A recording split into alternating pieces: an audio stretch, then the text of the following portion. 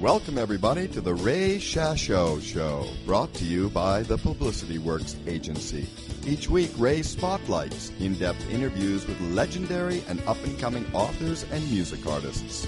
Ray also features the movers and the shakers of the music and publishing industries and suggests important methods for getting the most out of your public relations and marketing needs. Please welcome music journalist, author, and entrepreneur, Ray Shasho. Hello, everyone. I'm Ray Shasho, and welcome to the show where we spotlight legendary and up-and-coming music artists and authors, brought to you by the Publicity Works Agency. Call us today at 941-877-1552 or visit www.publicityworksagency.com. Remember, we shine only when we make you shine. Our very special guest today is the collaborating musical duo of MAGIC Dick and Shun Ng.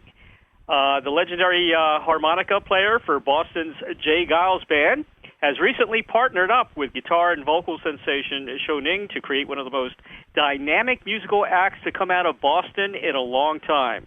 The music is soulful, blues, rockin, yet thoughtful, and performed by arguably two of the top musicians at their respective instruments. Since 1969, MAGIC Dick has toured the world by playing and blowing away clubs and stadiums with the Geils Band. He explains the formation of the duo as this: "From the moment I first heard Shun Ng CD Funky Thumb Stuff, I knew that a manifest musical collaboration was about to happen. Shun's sound simply made me feel very alive and induced in me a synchronous alignment of musical DNA as if it was his intention as well as mine all along. I helped it along by asking his manager, Ralph Jaccodine, to introduce us at his office. A long and enlightening conversation happened on that day of our first meeting, and now we are a duo, and I couldn't be more delighted." Shun Ng was born in Chicago, raised in Singapore, now based out of Boston. At 24 years old, he is already an international star, a soulful, world-class guitarist, vocalist, and eclectic performer who, in a short period of time, has caught the attention of the top players in the music world, including the legendary Quincy Jones, who said, "When you see Shun Ng, you won't believe your eyes nor your ears. He bellies all stereotypes, all premonitions. I was simply blown away by both his soul and his science. His creativity and his uniqueness is astounding." In this collaboration with MAGIC Dick, Shun says, "We wanted to make music in a way that no one had quite done before while remaining grounded in our roots. MAGIC Dick brings a powerhouse attack with ferocious precision and a killer groove to this duo. I have great respect for him. He has seemingly done it all, but is still constantly trying to push the boundaries of music and chase the best in himself, a true artist. To be working with a true Boston legend is a real privilege. It's my great pleasure to welcome MAGIC Dick and Shun Ng to the Ray Shasho Show." Welcome, guys. Hey, thank you very much, Ray. You're very welcome. Hi, Shun. Hey, man. Hey, Shun. You guys will be playing some live dates together in February. You've done a very successful music video, a cover version of James Brown's "Papa Got a Brand New Bag," which is excellent, by the way. It's a great video. Are you guys planning on? Are you planning to record an album together here soon? Yeah, we are. In fact, we're working on writing and recording now. That's right. What kind of tracks can we expect? Are we going to hear a little bit more R&B like the video, or what do you got in mind? Shun, why don't you go ahead and answer that? Yeah, I think, we're doing a lot of writing. We draw upon many influences, classic jazz and, of course, blues and soul. So, what you get is probably a mix of that kind of stuff, some in one song, We try to do something real different with our minimalistic approach. But it's mainly going to be, R&B, soul, probably some jazzy stuff too, right, Dick? Oh, yeah. Yeah. Well, I love your... Yep, go ahead. Go ahead. Well, I was just going to add a little something about minimalism. Go ahead. You know, when Shun and I first met, we recognized rather quickly that we were both minimalists at heart, essentially speaking. And so this combination of Shun and I is ideal just from our personal perspectives, because that's what we really dig. We really believe that less is more. Right. Yeah, I love Shun's voice as far as R&B. I mean, that's my favorite. Thank you. It's awesome, and of course, you know, it's a perfect mesh with Dick, you know, because you know the Geils Band was, you know, very heavily influenced by R&B music and of course blues. So it's a great partnership, and it's pretty cool how you found each other, huh? It is. You know, when I first heard Shun singing, which was really on his CD Funky Thumb Stuff, right? Right away, I recognized that I felt like the sound of Shun's voice was in between Michael Jackson and James Brown, and I thought this is a really good thing from my perspective. You know, without it being imitative, you know. Right. Yeah, no, he's got his own sound. He really does. Thank you. Yeah. Yeah, and it's so cool. Does. Yeah, it's so cool to hear. I mean, even the Billie Jean cover, I've never heard it played acoustically before. You know, and it's just you know when you add the voice to it, it's almost like there's a whole band there. That's what it sounds like. Yeah. When I first heard Shun's rendition of that, going back a number of years on YouTube there, I was really blown away by that, and I really felt that covering Billie Jean in the way that he did revealed a lot about that tune to me, that I heard it in a totally fresh way. Exactly. And that was really significant to me. Thanks, man. Lots of praise for Shun Ng today. We do have a mutual admiration society here. Yeah, I can tell that. I can tell. You know, to get the praises Shun Ng got from the great Quincy Jones, man, is how involved is Quincy in your music? Does he produce anything for you, or how far does it go? Well, 2 years, about a year ago, he presented me at a showcase in Santa Monica. It was this beautiful venue. He does a series of Quincy Jones Presents, and he presents young artists. And, you know, his music, everything that he had done, you know, he's been a big influence in all the music that I love, you know, from his involvement with Michael Jackson to Frank Sinatra, you know. So he's been a big inspiration even before, you know, I got to meet him. He's like a real hero of mine. So getting to meet him was just, you know, just incredible for me, you know. And let me add something to that. I first heard Shun on his CD, as I had mentioned. I first heard him before Quincy heard him.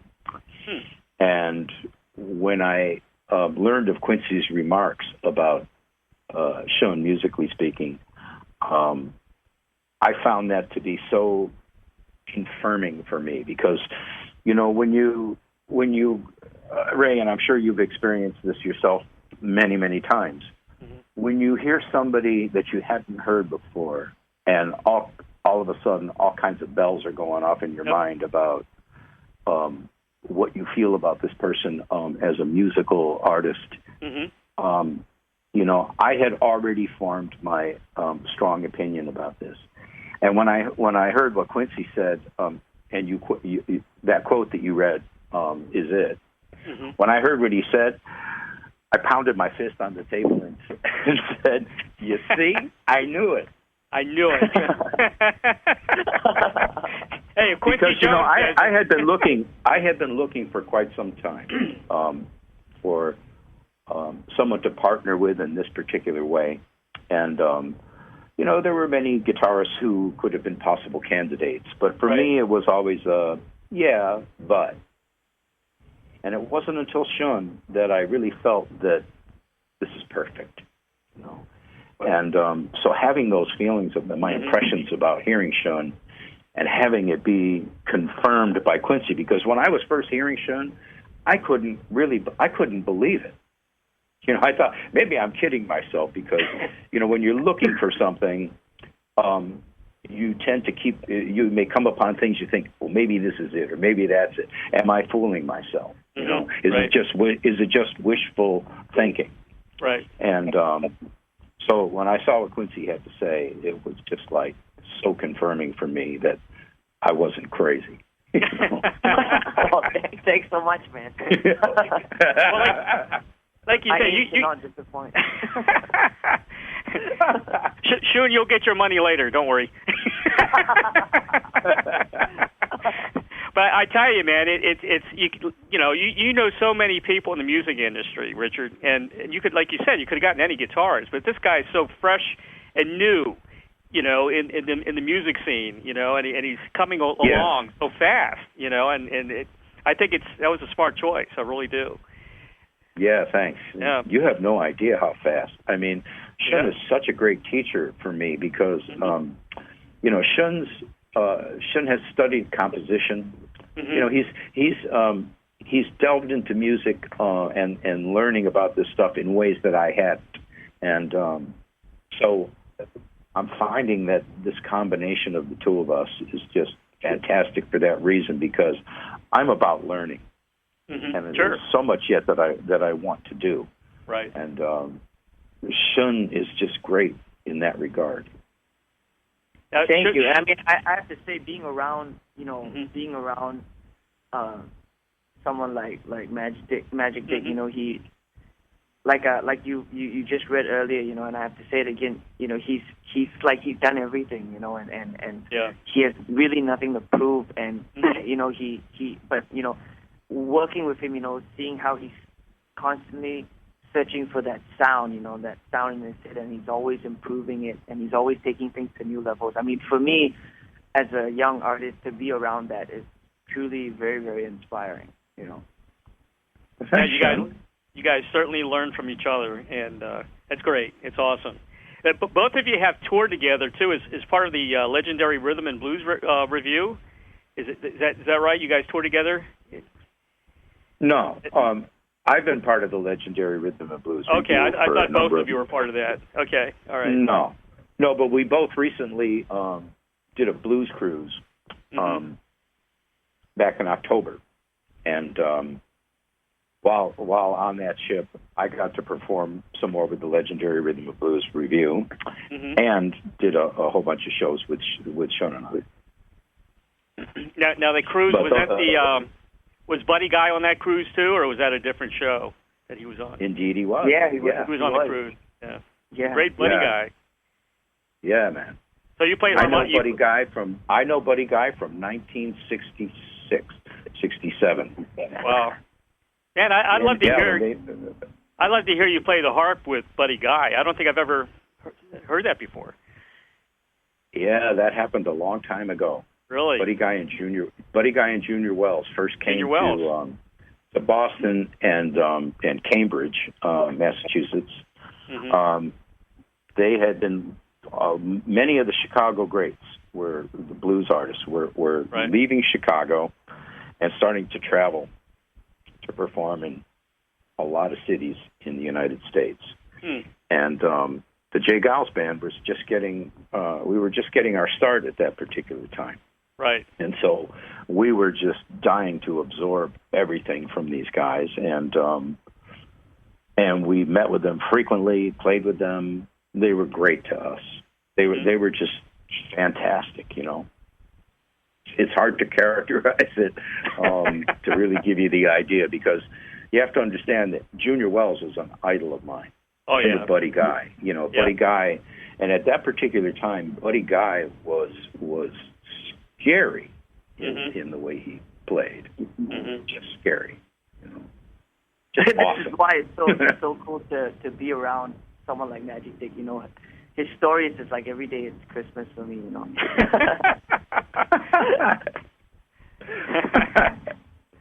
You know, the Geils Band has always been a cool, hip, and exciting band. You know, every live performance, and to quote the band, ain't nothing but a house party. It's true.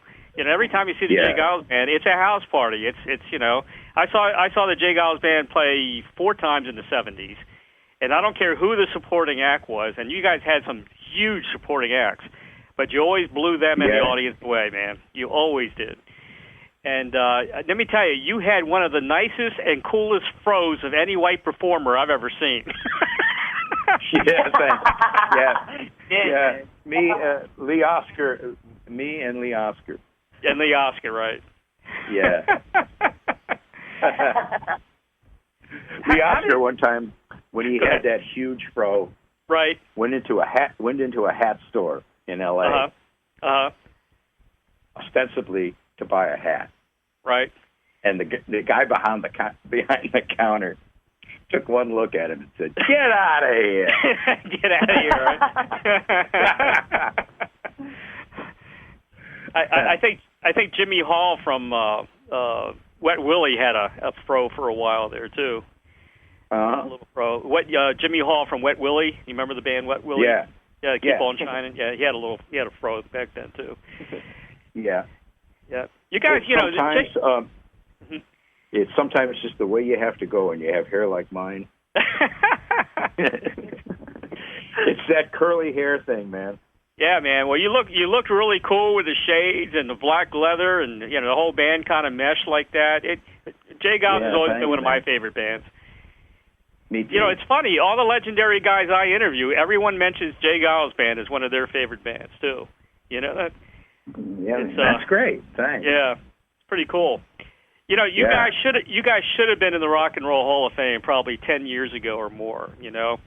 And thanks. And you guys, once in a while you tour, but not very much. What's the latest news in the J. Geils Band camp? What's going on there? Well, we did a bunch of touring last year, 2015. Right. We toured in support of Bob Seger. Right. And then we did a tour of our own. I don't know yet what will be happening this year. Let's leave it at that. I just don't know. Yeah. And J. Geils isn't with a band right now? Is that true? That's right. That's right. Jay hasn't been with the band for about 3 years or so. Right. Well, some of my favorite tunes, one of my favorite tunes that doesn't get mentioned a lot is No Doubt About It. That is such a cool song. You guys. Oh, yeah, that's going way back to, is that Ladies Invited? Ladies Invited, yeah. That's a great song, man. And of course, I'll have to listen to that one again. Yeah, I used to go to a lot of concerts, and I used to work at the Capitol Center in D.C. I'm originally from D.C. Yeah. And you guys play there all the time, but the warm-up songs, they play songs before the band comes out, and people would throw the balloon and the ball and all that stuff, but they always play No Doubt About It. Always play No Doubt About It before a concert. And that's where I learned about the song. Yeah. No doubt about it. No doubt about it. I can't even recall how that one goes. No doubt about it. Yeah, right. I know that part, but the rest, it's been a long time. Great tune. Yeah, I saw the Rhythm and Blues review at Knuckleheads in Kansas City on February 2008 on YouTube. Yeah, that was pretty cool. Yeah, was that the one? Is that the one where I was getting tons of? We were playing outside, or was it inside the club? I think it was inside a club. Yeah. Oh, good. So that was not the night that I was getting all that uncontrollable feedback. No, it sounded pretty decent. Yeah, great. Thanks. Well, here's what I want you to do, because the last tour you guys didn't come down south at all. You guys were hitting, I think, New York and D.C. and probably Detroit and all that, and you didn't hit the South. I want the original band to get back together again, and I'll call Mark Farter and see if he'll make up with those guys and get you and Grand Funk Railroad on a tour together. Imagine that. That'd be great. That'd be great for rock and roll, man. We did a whole bunch of that. We did, and I remember Mountain. And, you play with Mountain a lot. Edgar Winter, and it's just on and on, man. Yeah, but you guys, because you even used to open for us. Oh, you really? Is that right? Yeah. And Tom Petty. Tom Petty, yep. Yep. Yeah. But I want to see you and Grand Funk Railroad together and do a tour together, because that'll help rock and roll a lot. Yeah.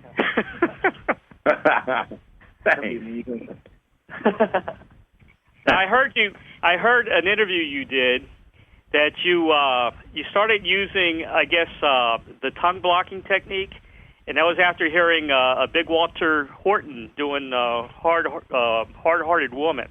That kind of changed a lot for you, didn't it? What was the last phrase you said there? Well, that kind of changed your technique a little bit, right? Because then you do the puckering method? Yeah. Yes. Now I do both, and it's and interchangeably. But at that particular time that you're referring to, where I had mentioned in that interview about hearing Big Walter Horton do Hard-Hearted Woman, right? That was a wake-up call to me, in a sense, because I recognized immediately that I was hearing artifacts because of the way he was producing the tones. This technique you referred to as tongue blocking and sort of tongue slaps. Right. It's very difficult to get those exact artifacts by playing just with the so-called lip pursing or puckering technique. And this whole thing about these techniques is oftentimes overdone or over delved into, because what happens with most players is they want to make a decision about which way to go, which one to use. And my feeling is that neither one of them by itself is sufficient at least for what I try to do. Right. And because of the fact that my first instrument was trumpet, and it's still my love underneath everything that I pursue. And in fact, I'm digging it out again lately as well. Good. The trumpet for me. Yeah. Say that again? I said you and Shun Ng could do a trumpet thing, a trumpet track. Yeah. Yeah, Shun encourages me in that regard too. Good. He says, "Man, I think you should go for it." Good man. Yeah, I love it when he plays trumpet, man. Yeah, thanks, Shun. Yeah, so this thing of the technique. I'm glad you mentioned about that interview, because it's a nice question to answer, and anybody who's ever attempted to play harp wants to know about these things.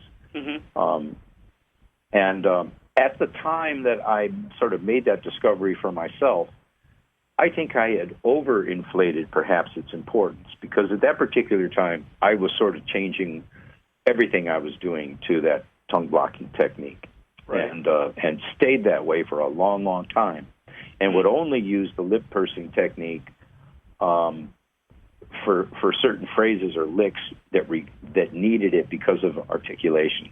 Right. So, but now I've come to the point where I'm looking for even new techniques beyond all that. So I use it all, and it's never done. You originally joined. That's one of the biggest things I've learned from working with Shun is that it's never done. Even our music, our tunes, because Shun is so adventurous with his playing that whatever we may have decided yesterday on how it's going to go could change today. That's true. And that's really cool, actually. Yeah. On the day of the show sometimes. Yeah, that's the show. Yeah. Hey, that's keeping it fresh. Yeah. Why not? Playing with Shun has been an exercise for me in dealing with real fear, real performance fear. I'm serious. Sometimes when we go to the stage, because so much of what we're playing is so new to me. Right. Sometimes I feel like I'm going to the gallows. And I'm starting to get used to it. I think that's a good thing. Yeah, I think it is. You know. You know what's amazing? You first joined Jay Geils as an organist, right? You playing the organ? No, that was set. Okay, so you never played the organ with Jay Geils Band in the beginning. No, I wish I could play keyboard, but I don't have that sort of dexterity yet. Right. but you know your harmonica playing became the band's traditional sound. You know, it did. Yeah. I mean, you can't play Jay Geils without the without the harp playing. It's impossible. Yeah. You know? Yeah, it's almost on every tune. Yeah. You're a harp player, rock pioneer for sure, man. Thank you. Yeah. That's my job, man. That's your job. and to make people happy. And to make people happy. I learned quite some time ago that, you know, it's one thing to be a musician and an artist and, you know, to think of yourself in that particular way. And I do like to think of it that way. Yeah. But when you get right down to it, my job as far as playing for people, playing live, is to make people happy. Yeah. And to do that by the manner in which I am, and with the support of the band, of course, you know, we're a unit, an entity. But I lost my train of thought, but I think you get what I'm saying. Well, you made millions and millions of people happy with the Jay Geils Band. It's such a great party band, and you know, like I said, you guys should have been in the Rock and Roll Hall of Fame, you know, 10, 15 years ago. I mean, you know, I'm not a big they kind of piss me off, and I think they piss off a lot of people. Yeah. You know, it's amazing. It's amazing to me how many fans I've met over the years who the first rock concert they ever went to was the Jay Geils Band. That's right. That's right. I mean, it keeps happening. I keep meeting these people, and it's amazing. Well, I can remember all the supporting bands. You know, I'm good friends with Corky Lang from Mountain. And he's a nice guy, great guy. But I remember Mountain backing you guys up. I remember Peter Frampton backing you guys up. You know. Oh yeah. Yeah. And the list is really a long one. Yep. You know, I chatted with Kim Wilson from the T-Birds, and we chatted about all the great harmonica players from the past. And he mentioned a guy, and I looked him up, and he was quite an incredible guy. He was his name was Harmonica Frank. Did you ever hear about this guy? I have heard of Harmonica Frank. Yeah, sure. He was a white guy. I wouldn't say he was an influence on me. No, well, yeah, he's one of those guys that you never hear of, you know, unless you look him up, I guess. Right. But he played the harmonica in his mouth and sang at the same time. Yeah, Sonny Boy Williamson, otherwise known as Rice Miller. Right. The one who did some recording and, toured throughout Europe with the Yardbirds. Right.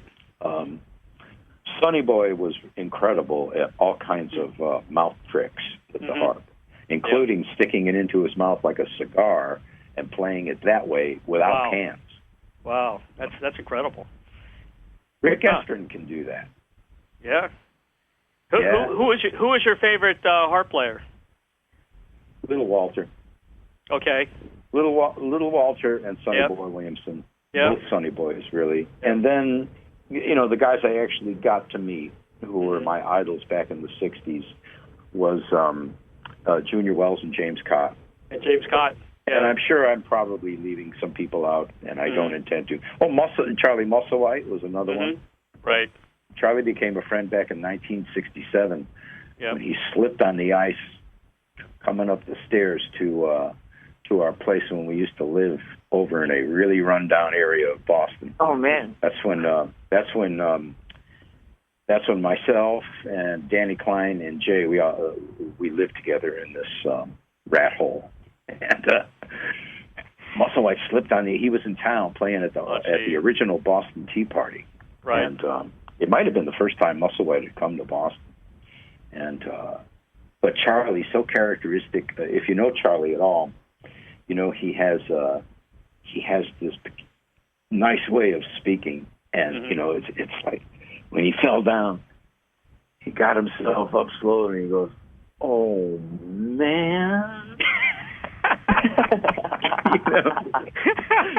That's cool. And ever since that time, it was a defining sound for Charlie. And Charlie is just an amazing guy. Yeah. And Charlie is deep into blues. He's one of the guys I know who was around, when much of this was starting to happen in Chicago, the way you and I know about it, Yeah. But he knew Big Walter from even before he came to Chicago, because I think he might have met Big Walter in Memphis. Not sure of that. But this world of harp players is a fantastic thing, and it's a relatively small world, from my perspective. I think it's a tough instrument to play. I have I play guitar, but I have a hard time playing the harmonica for some reason. Yeah, it is difficult. Very difficult. Yeah. In fact, I keep telling Shun, man, this is really difficult. Yeah. And he looks at me like, yeah, but you're Magic Dick. Yeah, exactly. Right. Hey, let him try to play. I'm not Magic Dick, so. Well, what about the magic harmonica? Is this an invention of yours? Oh, well, yeah, yes. I was. I have an inventor partner, named Pierre Beauregard. Right. Okay, and the two of us invented magic harps. Mm-hmm. And the design of the magic harps, by design I mean the tuning layout of the harps. What distinguishes one model from another, one 10-hole simple harp from another, is the tuning layout. And we invented a whole lot that is all covered under one U.S. patent. No one had ever done up to that point such a comprehensive, large patent concerned with tunings. And here and I both fabricated a lot of demo models of these harps, which to this day I still play on and use to some extent. I called it quits about 3 or 4 years ago as far as that endeavor, because I needed to not do that anymore. And I don't really know what Pierre's been up to in regard to magic harps, but he's free to do whatever he chooses. And what's Pierre's background? It's a thing. Pardon me? What is Pierre's background? Pierre's background? What is he a harpist as well? Or? Pierre is an amazing musician. Okay. Pierre is the first guy that I met, who, by the way, he moved up from Washington, D.C., where he grew up. He moved to Cambridge, Massachusetts, to be around me and the Geils Band. He was a person who was always in touch with whatever was going on with Harp. And he made a decision to do that at that point and made it his business to meet me. And we hit it off very well. And for a long time, we really delved deeply into all of what I had mentioned to you. And it's quite an amazing thing. Yep. They are not commercially available that I know of. And but that's okay. Sometime they will be.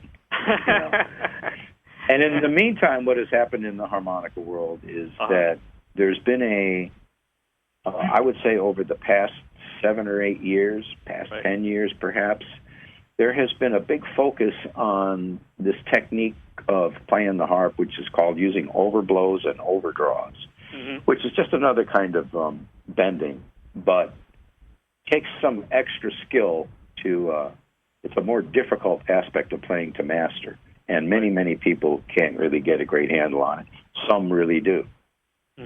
But there has been sort of a widespread interest amongst the younger players to adopt that approach rather than, in other words, take a standard harmonica and play it chromatically. Are there a lot of younger players? That's a very different thing than selecting different tunings, different, layouts of notes on the harp. Right, sure. The purpose of which is to make it really great for playing certain types of music. Mm-hmm. That was the approach behind Magic harps. Right. But it seems like the large-scale harmonica community is leaning toward this overblow, overdraw thing using standard tunings. Right. Are there a lot of young? I cut off the question. Are there a lot of young harpists out there? Do you think? Are they kind of? Oh, tremendous! Yeah, there are. Okay, I mean, good. there are just so many now. Good. So many. When I was starting out, there was hardly anyone. Yeah. Charlie McCoy, maybe. Yeah. And the guys from Chicago. That was right. about it. Shun, I got to tell you, Shun, I got to tell you, man, I absolutely love the Shunettes. Oh, thank you. Oh my God, they are so talented. The song they did was "Get On With It." Oh yeah. It is absolutely fantastic. Are you planning to record or do more music with them? Yeah. Well, currently, focusing on the EP with Magic Dick.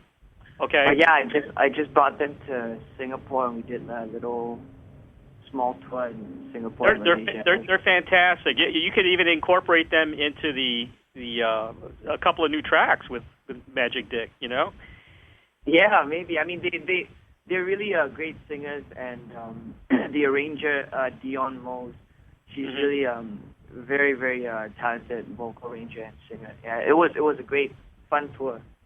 Yeah. Well, I'd love to see more of them. I mean, it's so cool that when you get started, they just turn on, in rhythm. Yeah, right. It is so cool. They're alert.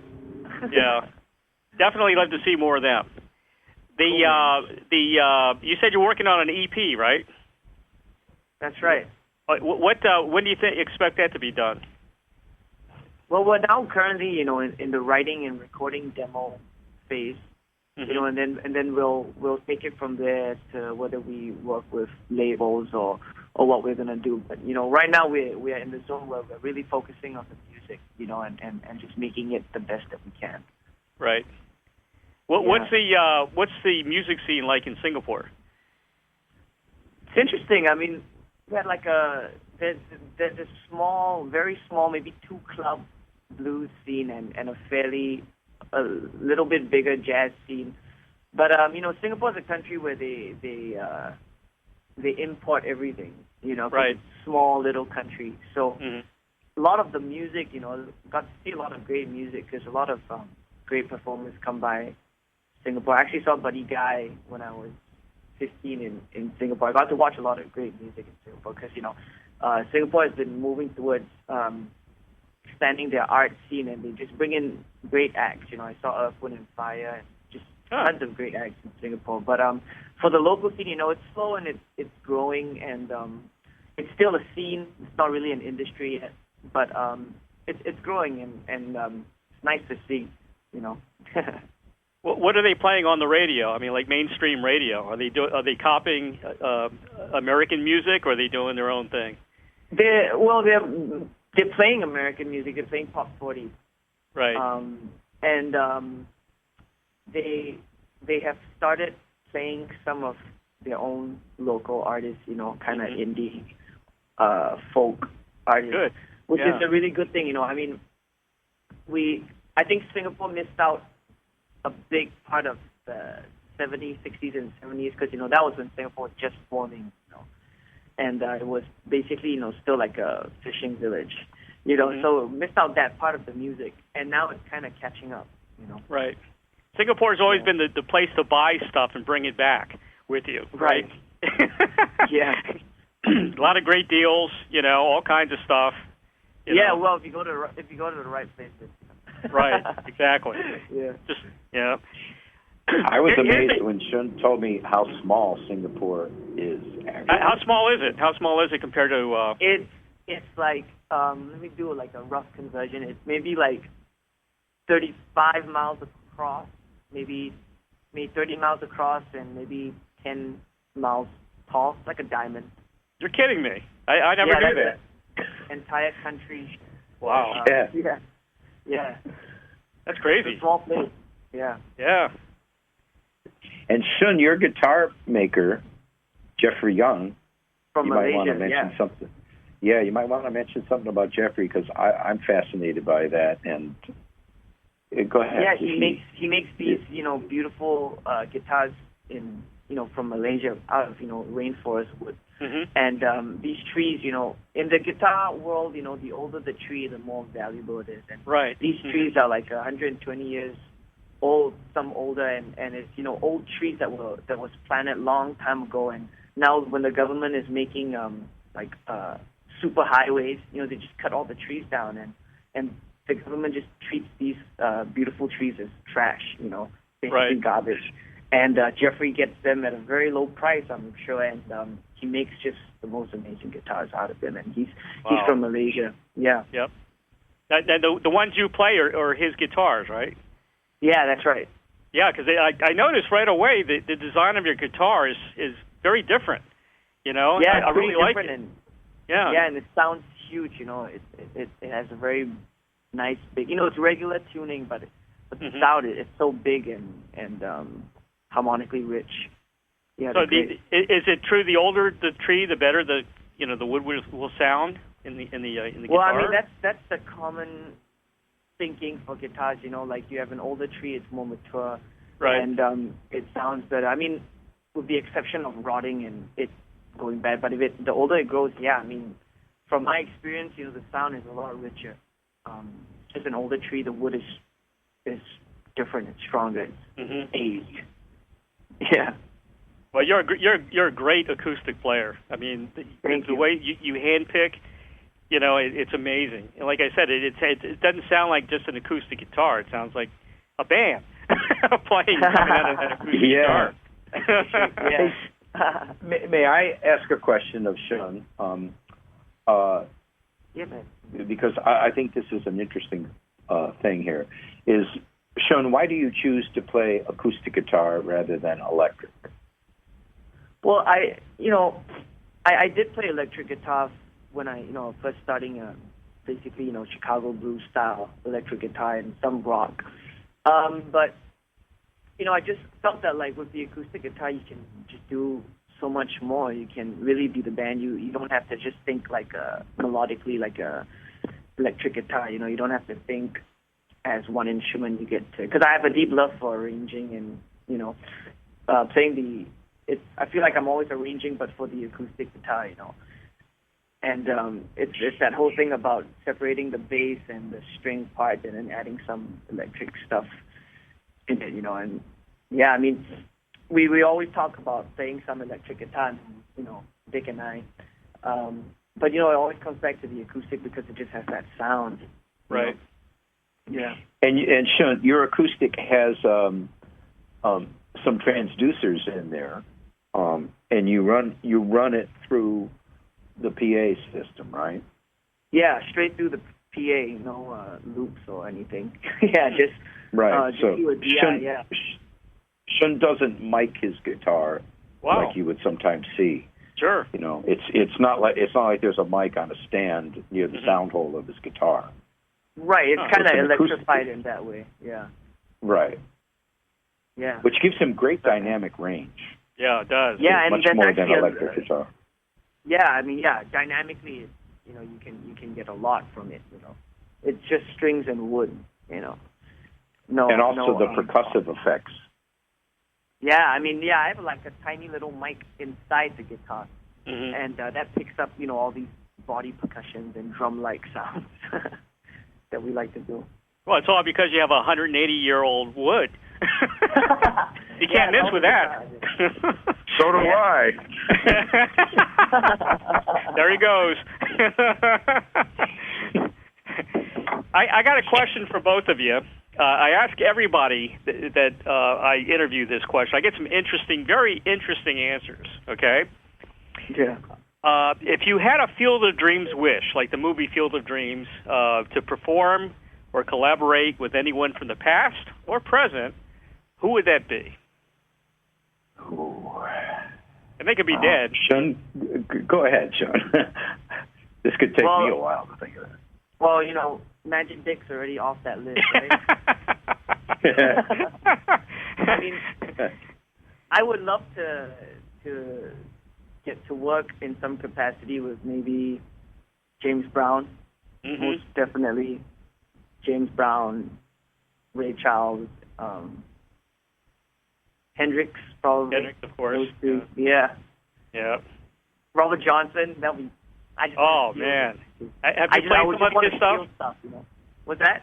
Have you played some of his stuff? Did you play some of his stuff on acoustic? I tried to. I mean, it's absolutely incredible. I you know, his technique is so unique, and you can't really tell what he's really doing from listening. You know, it just sounds so full. But you know, he's a big inspiration in terms of the concept, you know, of minimalism and how he makes, you know, so many things seem like it's going on when it's just him. You know, so right. In that sense, you know, that's a huge model that I draw from. I mean, I wouldn't want to play next to him, but I would want to steal his licks. You know. Yeah. Yeah, we're both very intrigued by Robert Johnson and Miles Davis. Brett. Miles Davis too, right? Man. Yeah, Miles Davis. Oh yeah, man. That would be Miles Davis is an absolute hero of mine. I'm speaking directly about his trumpet playing and the influence that it had on me. And Dizzy Gillespie, Roy Eldridge, Louis Armstrong. You know, the whole trumpet lineage for me is it. And John Coltrane. You know, all. Is Miles my guy? Yeah, the guy that you would play with.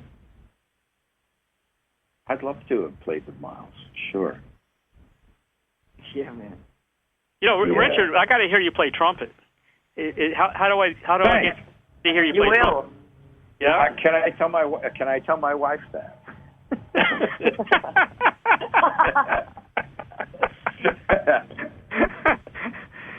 You know, the trumpet is a really funny instrument because it's a type of thing that requires, as a player and as a developing player, requires a great deal of patience.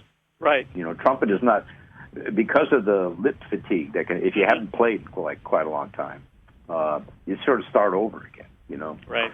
And it can be very limiting at first. You can only play for like 5 or 10 minutes. Yep. Before the lips have swollen too much, you got to give it a good rest, you know. And later on in the day, you can come back to it and all that. But it quickly comes back, and I never lost my love for it and my conception on the harp in terms of the sound that I'm going for is that thing of trumpet and saxophone, both of which I have played. Yep. Yeah, I love the saxophone. Do you think because you play trumpet, that helps you, I guess, with your breath, you know? Absolutely. And everything? Yeah, it really does. Yeah. It really does. But there's the one thing to recognize about harmonica playing, unlike any other wind instrument that I can think of, is that 50% of the notes are produced by drawing air in, and 50%, say, blowing air out. Right. So it's kind of like a violin, where you have to master both strokes of the bow and make them even, make them equal, so that you can play in a uniform way if you choose to do that, smoothly. That's the most difficult thing on the harp is getting the draw notes to resemble and be like what they would be like if you were a horn player that just played blow notes.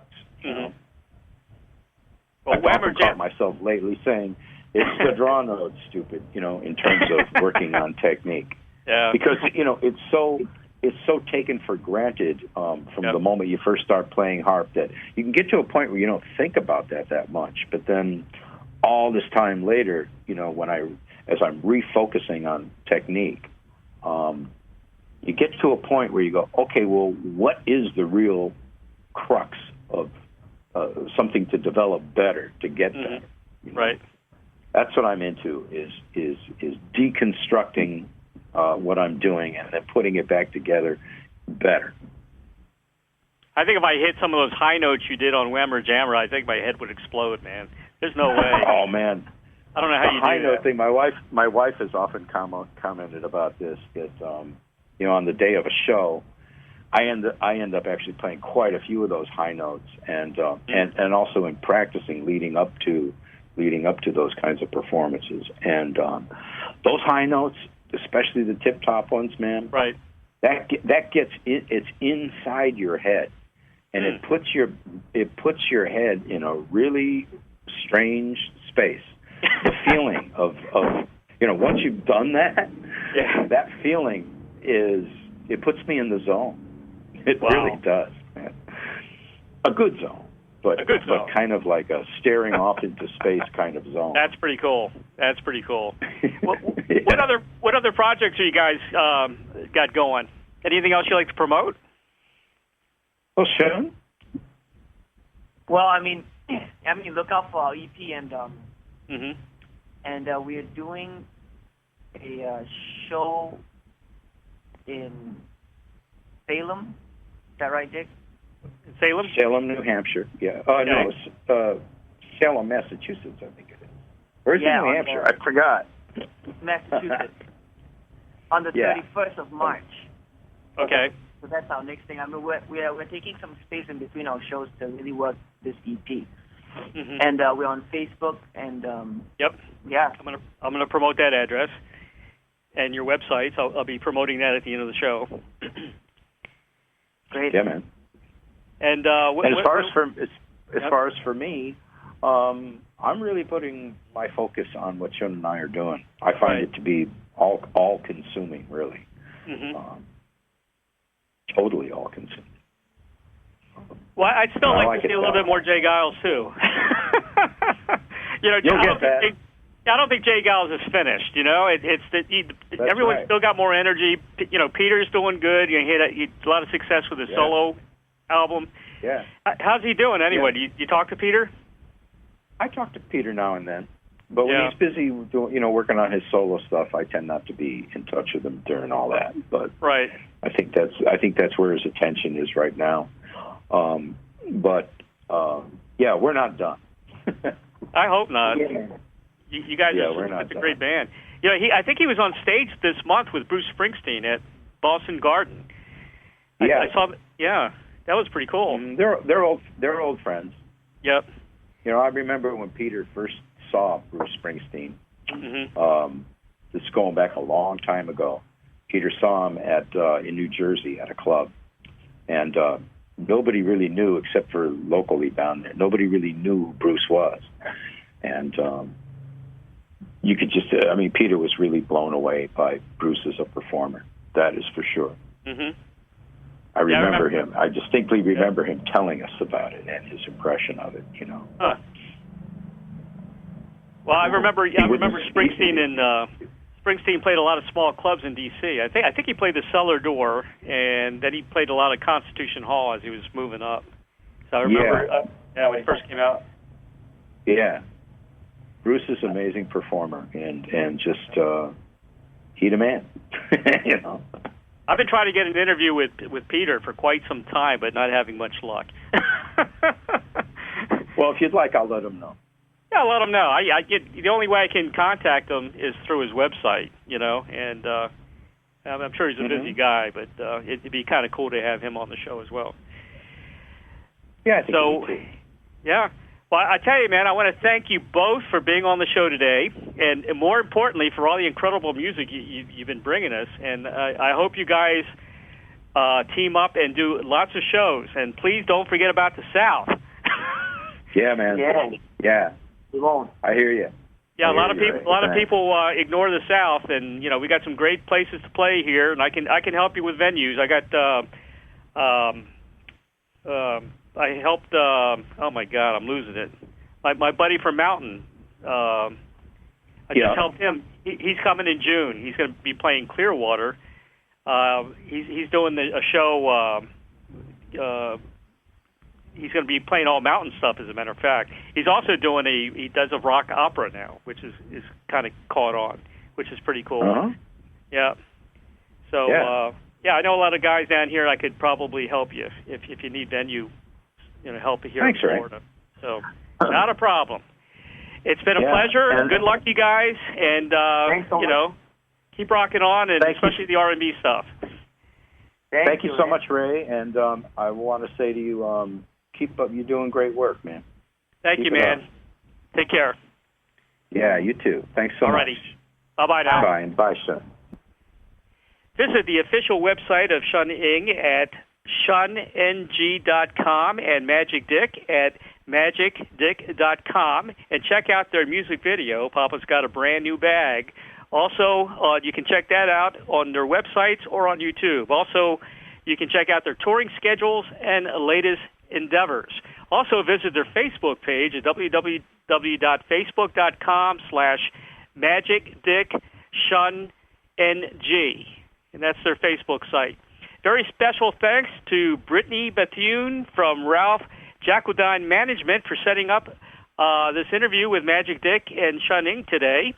And join me bi-weekly Mondays at 3 p.m. Pacific, 6 p.m. Eastern on The Ray Shasho Show. Coming up next on The Ray Shasho Show, my special guest will be the creative musical duo of Gary Lucas and Jan Close. If you have comments or suggestions or would like to be a guest on The Ray Shasho Show, call 941-877-1552 or email us at ray@publicityworksagency.com.